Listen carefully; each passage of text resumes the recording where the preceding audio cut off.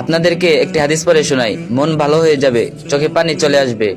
রাসূল সাল্লাল্লাহু আলাইহি সাল্লাম বলেছেন, আল্লাহ তাআলা বলেন, আমার এক বান্দা পাপ করে, তারপর বলে, ইয়া আল্লাহ, আমার অপরাধ মাফ করে দিন। তারপর আল্লাহ তাআলা বলেন, আমার বান্দা গুনাহ করেছে, এরপর বুঝতে পেরেছে তার এক রাব্ব রয়েছেন যিনি গুনাহের জন্য ক্ষমা করতে পারেন, আবার শাস্তিও দিতে পারেন। সে পুনরায় পাপ করে আর বলে, ও আমার রব, আমার গুনাহ মাফ করে দিন। এরপর আল্লাহ তাআলা বলেন, আমার বান্দা অপরাধ করেছে, তারপর বুঝতে পেরেছে তার এক রাব্ব রয়েছেন যিনি গুনাহের জন্য ক্ষমা করতে পারেন, আবারও শাস্তিও দিতে পারেন।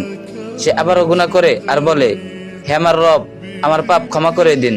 তারপর আল্লাহ তাআলা বলেন, আমার বান্দা গুনাহ করেছে, এরপর বুঝতে পেরেছে তার এক রাব্ব রয়েছেন যিনি গুনাহের জন্য ক্ষমা করতে পারেন, আবার তার বিচারও করতে পারেন। আমি আমার বান্দাকে ক্ষমা করে দিলাম, তার যা ইচ্ছা সে তা করুক। যতবার মন দিয়ে পড়ি, অনুভব করি, চোখ ভিজে আসে, এত মহা অনুভব মালিক আমার। এমন মালিকের দাস হবার সৌভাগ্য কজন মানুষের হয়? এত মহৎ, মহান আর স্নেহময়, ক্ষমাশীল তিনি। তোমার ফিরে আসার অপেক্ষায় আছেন তিনি। তবু কি তুমি বুঝবে না, ফিরবে না? নিজের গুনাহকে, নিজেকে এত বড় ভাবছো কেন?